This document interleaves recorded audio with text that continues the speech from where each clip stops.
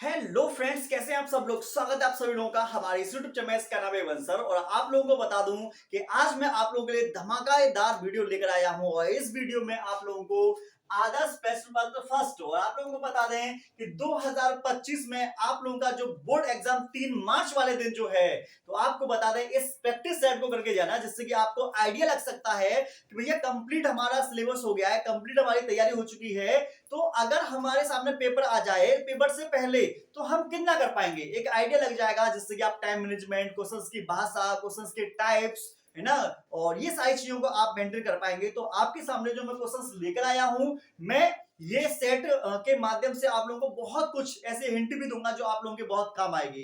तो हमारे साथ बने रहिएगा। अब हमारा जो सेशन है स्टार्ट हो चुका है। आज प्रैक्टिस सेट फर्स्ट आया है, सेकंड भी आएगा, थर्ड भी आएगा और भी बहुत सारे आएंगे, ठीक है। उसके साथ साथ में मोस्ट इंपोर्टेंट टिप्पणियां पूरी बायोलॉजी की वो भी लेकर आऊंगा। Important long question, important short question, सब कुछ तैयारी आप लोगों की जबरदस्त तरीके से होने वाली है। तो इसलिए वीडियो को लाइक करो, शेयर करो और सब्सक्राइब अगर चैनल को नहीं किया तो भैया जल्दी से जल्दी कर लो, क्योंकि अब आप लोगों की तैयारी जो होगी वो बहुत अल्टीमेट तरीके से होने वाली है। और आपको बता दें कम समय में आप लोगों को मैं 90 प्लस का जो आंकड़ा है बायोलॉजी में वो मैं जरूर दिलाकर जाऊंगा, ठीक है। जैसा कि आप लोगों को पता होगा कि आपका बायोलॉजी का पेपर 70 नंबर का आएगा, तो इन चीजों को ज्यादा मैं नहीं बताऊंगा, ये तो सारी चीज पता होती है। 3 घंटे 15 मिनट आप लोगों को बायोलॉजी के पेपर को पढ़ने के, मैथ सॉल्व करने के लिए टाइम मिल जाएगा।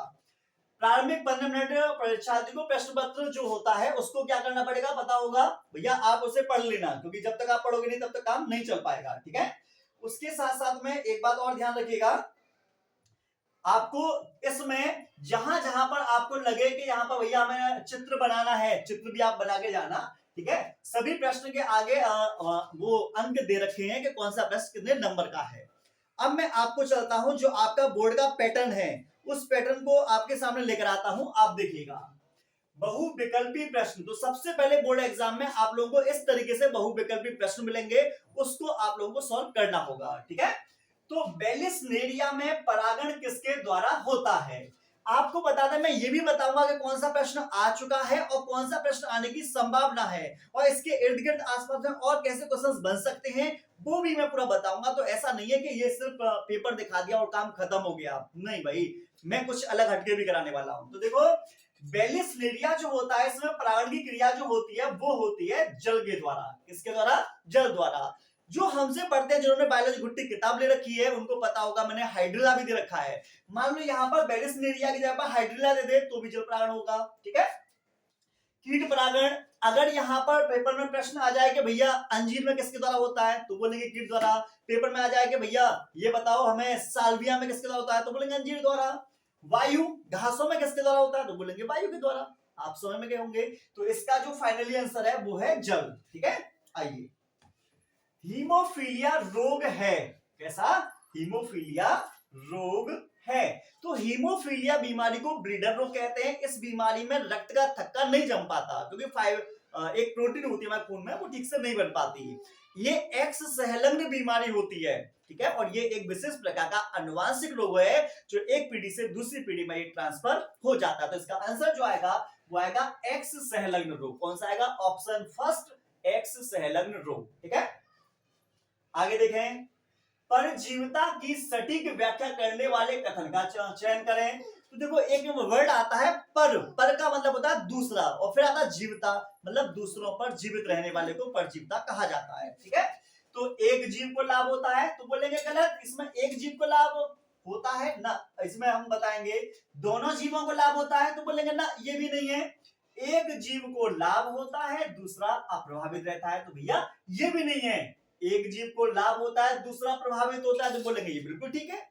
परजीवता, एक बात बताइए, जैसे मान लो किसी बच्चे के सर में डींगर हो गए, तो जो डींगर है, डींगर तो भैया खून चूसेगा तो उसको तो फायदा हो रहा है, लेकिन जिसका खून चूस रहा है उसको तो नुकसान होगा। तो एक को फायदा, एक को नुकसान। पेट में कीड़े हो गए तो कीड़ा हमारा खाना खा जाता है तो उसको तो फायदा, लेकिन हमारे शरीर को नुकसान होता है, ठीक है ना। अमरवेल है, जिस पौधे पर डालते हैं वो पौधा सूख जाता है, लेकिन अमरवेल को फायदा होता है। तो परजीवता में एक जीव को फायदा जबकि दूसरे जीव को नुकसान होता है, उसे परजीवता बोलेंगे, ठीक है। परिपक्व इंसुलिन में कितनी पॉलीपेप्टाइड श्रृंखलाएं होती हैं, ठीक है। परिपक्व इंसुलिन में कितनी पॉलीपेप्टाइड श्रृंखलाएं होती हैं, तो ये आप लोगों को बताना है, ये आप लोगों को बताना है। इसका आंसर आपको वीडियो के लास्ट में मिलेगा, और अगर आपको पता हो तो आप कमेंट में हमें बता देना फर्स्ट, सेकंड, थर्ड, फोर्थ में से क्या इसका आंसर आएगा। ठीक है, चलिए आगे बढ़ते हैं। अब हम आपके सामने चलेंगे, यहां पर है अति लघु उत्तरीय प्रश्न। सामने दे रखा है आधे आधे नंबर में मिलाकर एक या एक नंबर का आता है, तो आपको थ्योरी ज्यादा नहीं लिखनी। जब एक एक नंबर के प्रश्न आपके सामने हो तो आपको मात्र एक या दो लाइन लिखें, एक या दो लाइन में कंप्लीट हो जाएगा। और कभी कभी एक शब्द में खत्म हो पा रहा है तो वहां से भी खत्म कर सकते हैं, कोई दिक्कत वाली बात नहीं है। ठीक है, देखो टेपिटम कहाँ स्थित होता है, इसका क्या कार्य है, तो बोलेंगे कि पराग कोश जो होता है, पराग कोश में 4 परतें होती हैं, जिसमें सबसे अंदर वाली परत जो होती है उसे टेपिटम बोलेंगे, और टेपिटम पराग कणों को अंकुरित करने का काम करता है। तो बड़े आसानी से आप एक दो लाइन में खत्म कर सकते हैं। ठीक है, डाउन सिंड्रोम का क्या कारण होता है, तो डाउन सिंड्रोम एक बीमारी है। ठीक है, इसमें सिर गोल होता है, बच्चे मंद बुद्धि के होते हैं, हाथों पर मोटी लाइन होती है, ठीक है, मुंह आंशिक रूप से खुला होता है, कुछ ऐसे बच्चे होते हैं। तो डाउन सिंड्रोम होता क्यों है, तो 21वीं जोड़ी, शब्द पर ध्यान देना, हमारे बॉडी के शरीर में 23 जोड़ी गुणसूत्र होते हैं, तो 21वीं जोड़ी गुणसूत्र में जब ट्राइसोमी होती है, ट्राइसोमी का मतलब 2 के स्थान पर जब 3 गुणसूत्र होते हैं तो उसे हम बोलते हैं डाउन सिंड्रोम। इसमें टोटल गुणसूत्र की संख्या जो होती है वो होती है 47। कितनी होगी, 47। ठीक है, लैंगडन डाउन ने इसकी खोज की थी। सेब को आवासीय फल क्यों कहा जाता है, तो यहां क्यों का जवाब देना है। तो सेब को आवासीय फल इसलिए कहा जाता है क्योंकि सेब का निर्माण अंडाशय से न होकर पुष्पासन से होता है। जब पुष्पासन से फल बनेगा तो हम बोलेंगे उसे झूठा फल, कूट फल, असत्य फल, है ना, या फिर एक और नाम आ जाता है मिथ्या फल, क्योंकि वो शब्दों में आप लोगों को घुमा सकता है, आपको सारे शब्द पता होने चाहिए। इसका एक और एग्जांपल बता दे रहा हूं जो बहुत ही प्यारा सा है, स्ट्रॉबेरी। ठीक है, फूल के विकास से फल बनता है, तो आपको बता दें जब फल का निर्माण अंडाशय से होता है तो उसे बोलते हैं सत्य फल, जैसे कि आम हो गया, चीकू हो गया। ठीक है, आगे डीएनए व आरएनए में 2 अंतर बताइए। 2 अंतर बताना है, तो डीएनए दोहरा रज्जुक होता है, आरएनए में एक रज्जुक होता है। डीएनए में डीऑक्सीराइबोस श्रृंखला होती है और आरएनए में सिर्फ राइबोस श्रृंखला होती है। 2 पूछा 2 बता दो, काम खत्म, आधा आधा नंबर में एक आराम से हो जाएगा। बायो पेटेंट को परिभाषित कीजिए, ये भी एक नंबर में। जब इंटरनेशनल कंपनियां किसी राष्ट्र की प्राकृतिक संपदा का इस्तेमाल करती हैं उनसे बिना अनुमति के या बिना क्षतिपूर्वक भुगतान के, तो उस कंडीशन को हम बोलेंगे बायो पायरेसी। बात समझ में आ गई होगी आप लोगों को। तो इस तरीके से बड़े आसानी से आप एक एक नंबर के प्रश्नों को कर सकते हैं। यहाँ पर 5 होते हैं, तो मैक्सिमम आपको 5 मिनट से लेकर 8 मिनट के अंदर आपके ये 5 क्वेश्चन हो जाने चाहिए। टाइम लिमिट के हिसाब से आपको चलना होगा, अन्यथा आपके 5-5 नंबर के क्वेश्चन छूट जाएंगे। ठीक है, आइए अब मैं आपको लेके चलता हूं कुछ ऐसे प्रश्न पर जो आपके सामने दे रखे हैं 2-2 नंबर के। ये आपके 2-2 नंबर के देखिए कितने हैं, यहां पर डा तक दे रखा है, तो 2, 4, 6, 8 मतलब 10 नंबर के हैं। 10 नंबर के हैं तो आप कोशिश करना आप 3 से लेकर 4 लाइन में इनको खत्म कर देने। ठीक है ना, ऐसा नहीं बहुत लंबी थ्योरी करें या बहुत शॉर्ट थ्योरी लिख दें, ऐसा मत करना। एक लिमिट रखना, अपने आप पर कंट्रोल रखेगा। और मैंने बायोलॉजी गुट्टी में तो दे रखा है साहब। हाथी पांव को एलिफेंटियासिस रोग के रोग कारक का जीव वैज्ञानिक नाम लिखिए। इस रोग का संचरण किस प्रकार से होता है। तो देखो 2 वर्ड पूछे गए हैं और दोनों का एक एक नंबर मिल जाएगा आपको। ठीक है, रोग कारक जिससे बीमारी होगी बोलेंगे बुचेरेरिया ब्रैंकोफ्टी।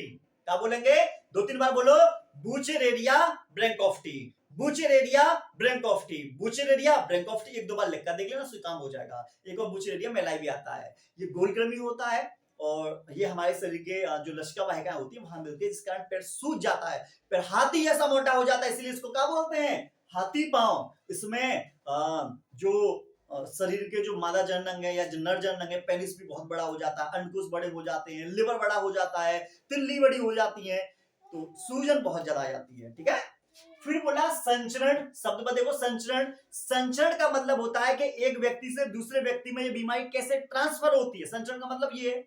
तो ये बीमारी होगी क्यूलेक्स मच्छर से। मच्छर का नाम क्यूलेक्स मच्छर। ठीक है, मच्छर की भी अलग अलग प्रजातियां होती हैं। एडिस एजिप्टाई मच्छर डेंगू करता है। मादा एनाफिलीज मच्छर मलेरिया करता है। एडिस मच्छर चिकनगुनिया वगैरह जो हो गया, या फिर मान लो पीत ज्वर हो गया, वो करता है। ठीक है, तो ये क्लियर हो गया। सहोपकारिता व परजीविता में अंतर बताइए। देखो ये रहा सहोपकारिता। तो सहोपकारिता में दो जीव होते हैं, दो जीव हैं, ये जीव इस जीव को और ये जीव इस जीव को। तो ये दो जीव होते हैं, दोनों जीव एक दूसरे को फायदा पहुंचाते हैं, तो उसे बोलेंगे सहोपकारिता। तो इसका मतलब मैं आप लोगों के लिए वीडियो बना रहा हूं, तो आपको जब देखोगे समझोगे तो आपको फायदा होगा। जब आप हमारी वीडियो को देखोगे तो हमको भी फायदा होगा, हमारा एक दो व्यूज बढ़ जाएगा और हमको भी अच्छा लगेगा कि आप लोग हमें सपोर्ट कर रहे हैं। तो दोनों का फायदा, तो इसे हम क्या बोलेंगे, इसे बोलेंगे सहोपकारिता। ठीक है, फिर आ गया परजीविता में अंतर। तो जब दो जीव हैं जिसमें एक जीव को फायदा होता है, दूसरे जीव को नुकसान होता है, उसे बोलते हैं परजीविता। ठीक है, जैसे प्लाज्मोडियम, जैसे मानो मच्छर है, मच्छर ने हमारा खून पिया और प्लाज्मोडियम हमारे शरीर में डाल दिया। प्लाज्मोडियम हमारे शरीर में मलेरिया कर देगा, तो उसको तो फायदा है, लेकिन हमारे शरीर में मलेरिया होगा, ठंडी के साथ ठिठुरन के साथ बुखार आएगा, हमें तो नुकसान हो रहा है। ठीक है ना। चलो, सीवेज क्या है, ये क्लास में सोल्व कराया, मैंने आज ही सोल्व कराया था ये वाला। भैया सीवेज पता है क्या, ये वाहित मल, और वाहिद मल को इंग्लिश में सीवेज कहते हैं, और इंग्लिश के वर्ड को उन्होंने यहाँ पर हिंदी में लिख के दे दिया, और यही आप लोगों को समझना होगा। ठीक है, हमारे अलीगढ़ नगर में या मान लो आसपास का जो पूरा शहर वगैरह है, डेली मॉर्निंग में फ्रेश होने के लिए आता है, तो शरीर से मलमूत्र भी बाहर निकलता है, तो जो मलमूत्र जो निकले हैं, ठीक है, वही सीवेज है। तो हमारे शरीर से जो अपशिष्ट पदार्थ बाहर निकलेगा उसी को क्या बोलेंगे, सीवेज। ठीक है, जो बाहिर मल के रूप में होगा। हाँ, यह हमारे लिए किस प्रकार हानिप्रद है, हानिकारक, हानि का मतलब नुकसान पहुंचाने वाला।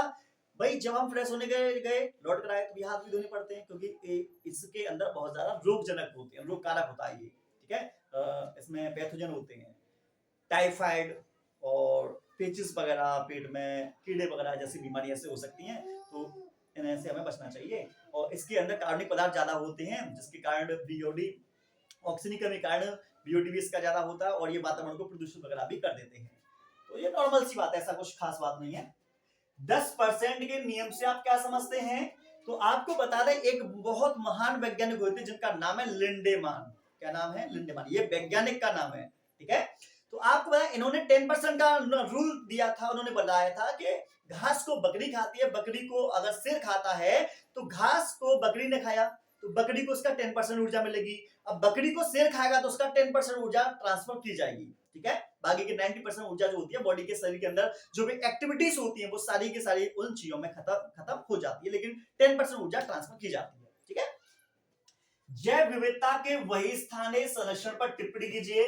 तो देखो यहां पर नाम आ रहा है वही, वही का मतलब बाहर, स्थानीय मतलब जगह, मतलब हम किसी जीव को बचाना चाह रहे हैं, मतलब वन्य जीव को बचाते हैं, तो उनके प्राकृतिक आवास से हटाकर अन्य जगह पर जब हम उनको रखते हैं तो उसी को हम बोलते हैं वही स्थान है। इसमें आप लोग चिड़ियाघर वगैरह बोल सकते हैं, बीज बैंक है, जीन बैंक वगैरह है, क्रायोप्रिजर्वेशन वगैरह होता है। ठीक है, तो ये सारी चीजें इसके अंदर रखी जाती हैं।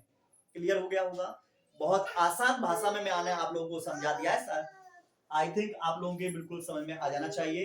फिर भी कोई भी अगर डाउट रह जाता है तो आप हमसे पूछ सकते हैं कि सर ये वाला क्वेश्चन हमारे समझ में नहीं आया, हम उसको और एक्सप्लेन कर देंगे, लेकिन आप टेंशन मत लीजिएगा, आप लोगों के हम बिल्कुल साथ हैं और हर एक चीज को आप लोगों को समझाने के लिए हम तत्पर तैयार हैं। ठीक है, बिल्कुल टेंशन लेने की किसी भी बच्चे को जरूरत नहीं है जब तक हमें टेंशन नहीं लेने। चलो, लघु उत्तरीय प्रश्न, यहाँ पर सेकंड पार्ट है, यहाँ पर आप लोग पार्ट देखेंगे 3-3 नंबर के हैं, तो यहां से लेकर यहां तक देख पा लोगे 1 2 3 4, और 3 का 4 में बढ़ाएंगे तो मतलब 3 चौक 12, मतलब 3-3 नंबर के, ये वाला जो है ये 12 नंबर के। अब देखो कितने अल्टीमेट क्वेश्चन देखने को मिलेंगे आपको। सगर्भता के चिकित्सीय समापन पे एक टिप्पणी कीजिए, इसको इंग्लिश में बोलते हैं MTP, medical termination of pregnancy, है ना, और इसी को अबॉर्शन कहते हैं, इसी को सगर्भता, मतलब कि इसको हम बोलते हैं अबॉर्शन के अलावा बच्चा कराना सामान्य भाषा में बोल देते हैं। ठीक है, तो जब डॉक्टर समय से पहले किसी महिला के जो शिशु है उसको जब मार देते हैं तो उसी को बोलेंगे सगर्भता, नहीं सगर्भता, हाँ सगर्भता चिकित्सीय समापन बोलेंगे हम उसको।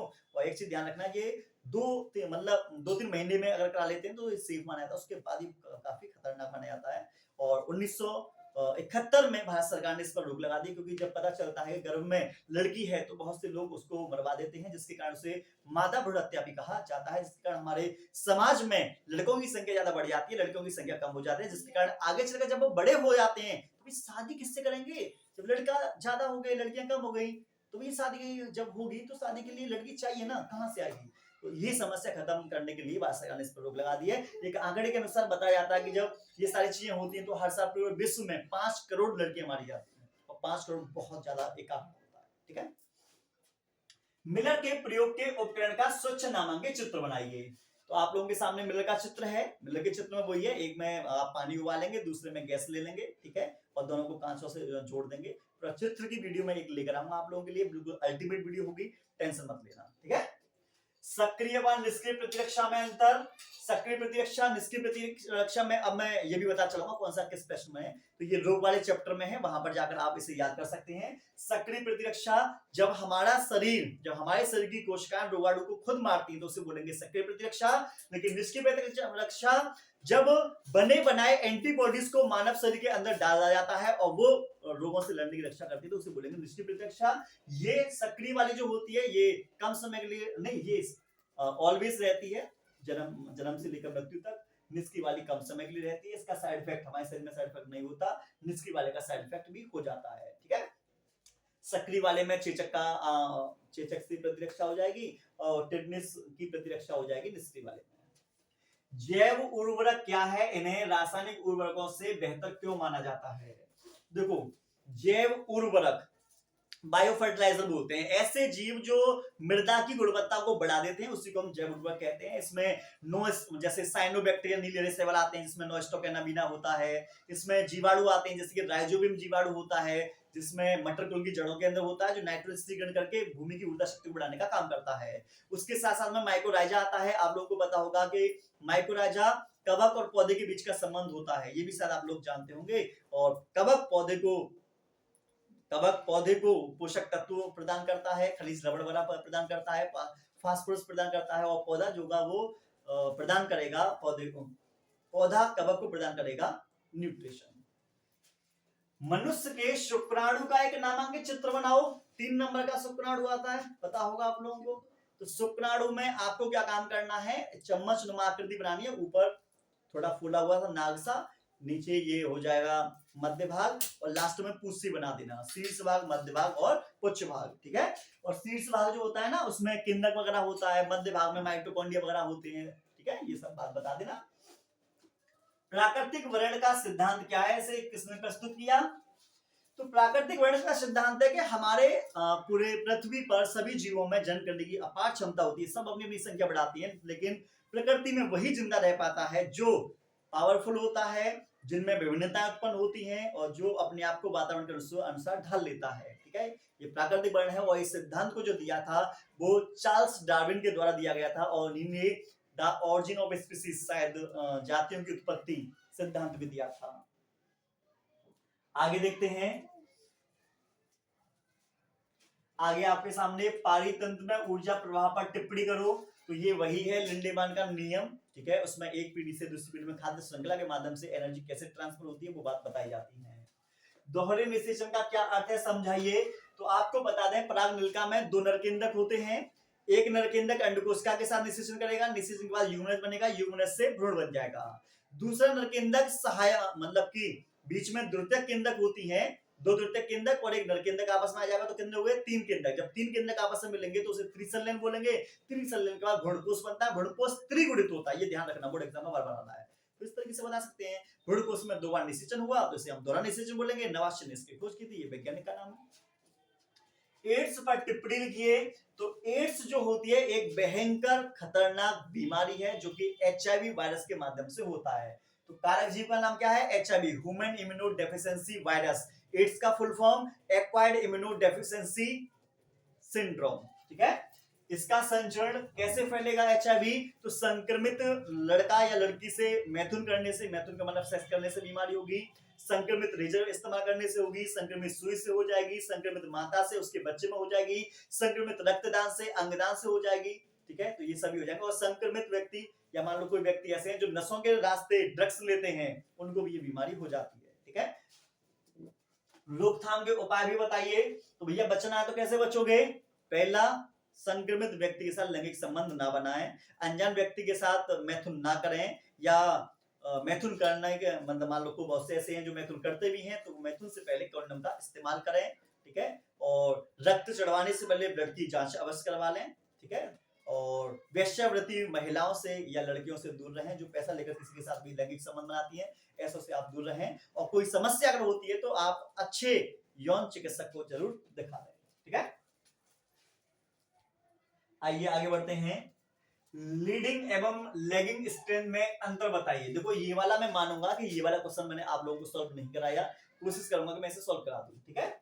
चित्र की सहायता से लॉजिस्टिक वृद्धि को समझाइए। तो ये प्रश्न दो ऐसे हैं जो अभी आप लोगों को मैंने सॉल्व नहीं कराए हैं, ये रियलिटी है। बहुत जल्द मैं इसको आप लोगों को सॉल्व कराने वाला हूं। वंशावली विश्लेषण, ठीक है। वंशावली विश्लेषण जो होता है ये एक पूरा चार्ट होता है, वृक्ष सा होता है, इसमें बताया जाता है कि कैसे एक पीढ़ी से दूसरी पीढ़ी में अनुवांशिक बीमारी जो होती है वो ट्रांसफर की जाती है। सिकल सेल एनीमिया, इसको बोलते हैं हैंसियाकार कोशिका अरक्तता, क्योंकि इस बीमारी में हीमोग्लोबिन की बीटा श्रृंखला के 6वें स्थान पर ग्लूटामिक अम्ल की जगह पर वेलिन एमिनो अम्ल आ जाता है, जिसके कारण आरबीसी का आकार जो होता है वो हैंसिया नुमा हो जाता है, इसीलिए इसको हैंसियाकार अरक्तता कोशिका बोल देते हैं। और ये बीमारी जो होती है ये भी ध्यान रखिएगा, इसमें ऑक्सीजन ट्रांसपोर्ट ठीक से आरबीसी ना करने के कारण व्यक्ति की मृत्यु तक हो जाती है, ठीक है। आपके सामने यहां पर दे रखा है विस्तृत उत्तरीय प्रश्न। तो जब जब विस्तृत उत्तरीय प्रश्न आ जाए तो भैया समझ जाना 5 नंबर का प्रश्न है, आपको थ्योरी कम से कम 1.5 से 2 पेज लिखनी है। और 3-3 नंबर के जो प्रश्न है वो आते हैं, 3-3 नंबर के 3 सेट आएंगे। तो यहाँ पर चार क्वेश्चन होंगे, 4 क्वेश्चन 3-3 नंबर के, तो 4-3 12, तो 4-3 12 क्वेश्चन, और 12 क्वेश्चन 3-3 नंबर के, 12 36। तो सबसे ज्यादा नंबर जो आप लोगों को मिलेंगे वो कहां से मिलेंगे, तो आप समझ गए होंगे, आपको देखने को मिलेंगे 3-3 नंबर से 36 नंबर का है। तो 3 नंबर के प्रश्नों पर सबसे ज्यादा ध्यान देना, ठीक है। उसके बाद में 5 नंबर 5 नंबर के 15 नंबर के आ जाएंगे। तो लॉन्ग क्वेश्चन है, जैव विविधता क्षति के प्रमुख कारण क्या है समझाइए। तो मतलब हमारे वातावरण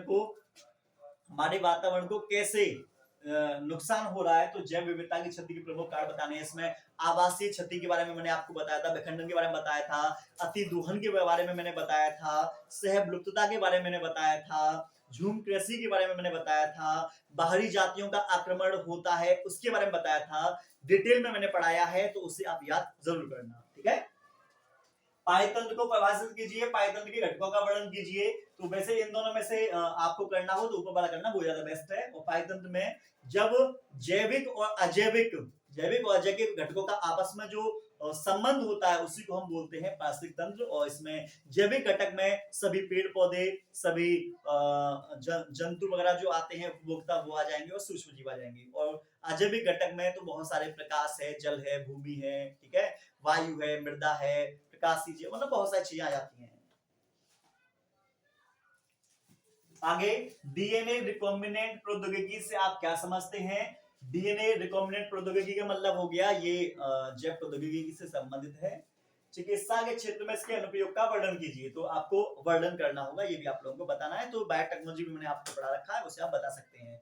दो जीवों के डीएनए को मिलाकर एक नया डीएनए जो बनाया जाता है उसे रिकॉम्बिनेंट डीएनए कहते हैं, ठीक है। इसमें एडी एंजाइम की कमी को दूर करने के लिए हम इसका इस्तेमाल कर लेते हैं, विभिन्न प्रकार की बीमारी को ठीक करने में, विभिन्न प्रकार की बीमारी की पहचान करने में भी, मतलब बहुत सारी चीजों में इसका इस्तेमाल हम कर सकते हैं। इंसुलिन वगैरह हमने बना ली है, बहुत सारे वृद्धि हार्मोन वगैरह बना लिए हैं, ठीक है। तो बहुत सारी चीजें हमने तैयार की हैं। निम्नलिखित पर संक्षिप्त टिप्पणी, जैवमंडल रिजर्व, समष्टि गुण, ऊपर वाला कर लेना, ये ज्यादा बेस्ट है। जीन चिकित्सा का अर्थ क्या है, एक उदाहरण की सहायता से स्पष्ट करो, या इसकी जगह पर आपको क्या करना होगा, ये रहा स्वतंत्र अभ्युहन का नियम। तो ग्रेगर जॉन मेंडल के 3 नियम हैं, 3 नियम में सबसे तीसरा जो नियम है वो स्वतंत्र अभ्युहन का नियम है, जिसमें 16 बॉक्स बनते थे, ठीक है। ये बना देना। एक उदाहरण द्वारा बहु एलील्स को समझाइए। तो बहु एलील्स जो होते हैं इसमें ब्लड ग्रुप के बारे में जानकारी है, तो उस ब्लड ग्रुप के बारे में जानकारी आप लोग बता देते, आप लोग का हो जाएगा। तो इस तरीके से आप लोगों ने देखा कि हमने कंप्लीट एक सेट किया और उसके सेट का पूरा हिंट मैंने दिया। आपके पास नोट्स है या मॉडल है, तो जहां कहीं पर जो भी चीज है तो वहां आप इस चीज की प्रैक्टिस करना और खुद से सॉल्व करके देखना। जो प्रश्न मैंने अभी समझाए हैं उनको करिएगा। इसके अलावा ये पहला सेट था आज हमारा, इसके बाद दूसरा सेट और तीसरा सेट भी बहुत जल्द आपके सामने मैं लेकर आऊंगा, जो आप लोगों के लिए बहुत हेल्पफुल होगा, ठीक है, जिससे आपको आइडिया लग पाएगा। आप वीडियो देख रहे हैं तो आपको भी पता चल पाएगा कि हाँ, हमारे सर ने कितना अच्छा पढ़ाया है, कितने क्वेश्चन हमसे हो पा रहे हैं, कितने क्वेश्चन हमसे नहीं हो पा रहे, कितनी थ्योरी अभी आपको पढ़नी है, कौन कौन से क्वेश्चन ऐसे हैं जो बार बार रिपीट हो रहे हैं, कौन कौन से ऐसे डायग्राम है जो बार बार आपके पेपर में रिपीट हो रहे हैं। ये सारी चीजों की जानकारी आप लोगों को जल्दी से जल्दी मैं प्रोवाइड कराता रहूंगा, ठीक है। तो आने वाली जो और भी वीडियो है वो कभी काफी इंपोर्टेंट रहेंगी, इसलिए हमारी वीडियो को अच्छे तरीके से आप जरूर देखना, समझना, ठीक है। मिलते हैं नेक्स्ट वीडियो में। और आप लोगों को एक मैंने क्वेश्चन बता रहा हूं कि मनुष्य के अंदर, मतलब हमारे अंदर गुणसूत्र कितने होते हैं, ये आप लोग कमेंट में बताएंगे। और बताना लड़का को लिंग गुणसूत्र कौन से होते हैं और लड़की के कौन से होते हैं, ये कमेंट में अभी करिए। चलो मिलते हैं नेक्स्ट टॉपिक पर।